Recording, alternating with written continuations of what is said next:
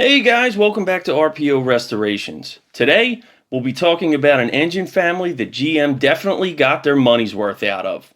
An engine line that could be found in just about every passenger vehicle that GM produced during the 80s and 90s. An engine line that had so many variants, I won't be able to talk about all of them in a single video. And an engine line that had a whopping 25-year run in the United States. This engine is the Chevrolet 60-degree V6. Generation of the Chevy 60-degree V6 debuted as the LE2 motor for the 1980 model year in the X cars, which started production at the same time.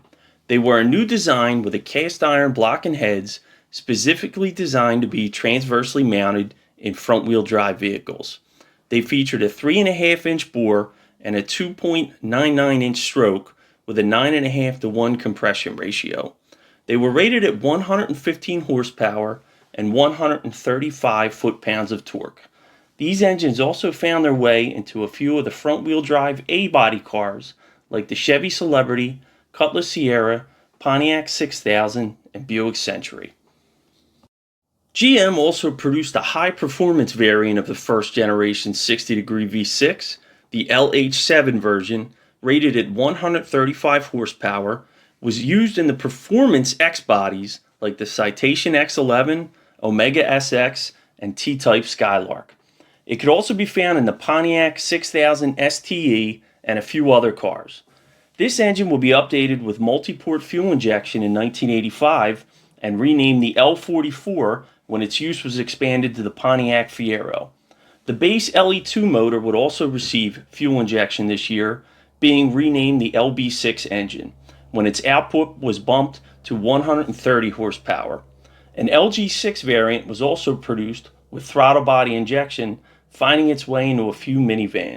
During the early 80s, GM also put a rear-wheel drive version of the 60-degree V6 into their F-body cars. The LC1 engine was rated at a meager 102 horsepower and 145 foot-pounds of torque. It will be dropped after the 1984 model year.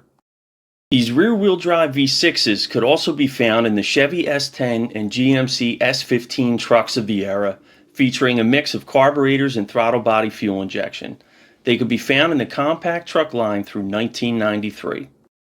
Throughout the 80s and into the 90s, GM would also produce several other versions of the engine for use in its F-body Firebirds and Camaros, including the LB8, LH0, and L32 versions. These all featured multi-port fuel injection and varied from about 140 horsepower all the way up to 160 as the third generation F-body moved into the fourth.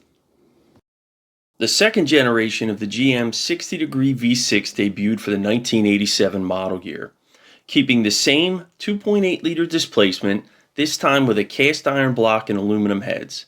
All engines in this generation would come with multi-port fuel injection. Its first version, the LB6 engine, could be found in just about every mid-size passenger car offered from General Motors in the late 80s, including the new for 1988 W-body lineup and the Chevrolet Corsica and Beretta. GM would quickly introduce several new versions of this engine. An LH0 version was rolled out in 1989, increasing displacement to 3.1 liters. GM also introduced an L64 flex fuel version for the Chevy Lumina minivan and an LG5 turbocharged variant for the Pontiac Grand Prix Turbo.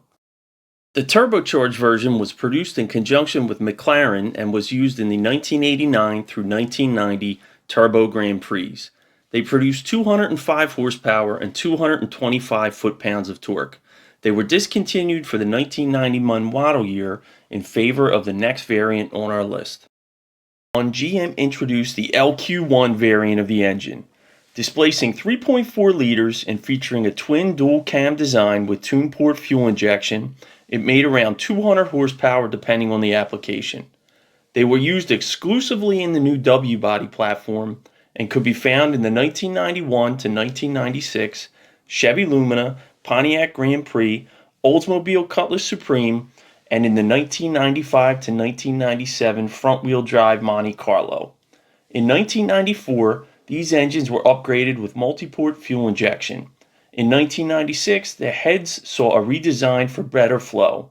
Production lasted until 1997. In 1993, the third generation of the Chevrolet 60-degree V6 began production. The cast iron block and aluminum heads and intake remained, but they were redesigned. The flat tappet cam was replaced with a roller version, and sequential port fuel injection was standard across the line. The first version was the L82 engine, exclusive to the 1993 Cutlass Supreme. They displaced 3.1 liters and featured a 9.5 to 1 compression ratio and produced 160 horsepower. By 1994, they were available in almost all of GM's midsize offerings. Production continued until the 1998 model year, when the next revision was introduced. The LG8 became one of the last versions of the 60-degree V6 to be produced. Production began in the 2000 model year. At 3.1 liters, compression was increased to 9.6 to 1. It produced anywhere from 170 to 175 horsepower.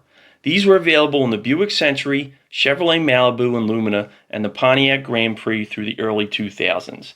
They were last offered in the Buick Century before being phased out after the 2005 model year. The final version of this engine to be introduced was the LA1. Production began in 2001 for the notorious Pontiac Aztek. Its use was gradually expanded to several of GM's minivan offerings and a few passenger cars, including the Lumina, Impala, Monte Carlo, Oldsmobile Alero, and Pontiac Grand Am. It was discontinued along with its LG8 sibling after 2005. GM continued to run with the engine's architecture in China, with several more revisions and versions being produced for the Chinese market until 2010. Do you guys remember seeing or working on these 60-degree Chevrolet V6s when they were big, especially the 2.8 liter featured on the screen? If so, let us know in the comments section. Don't forget to hit that subscribe button if you haven't already. Thanks for tuning in. I'll see you on the next one.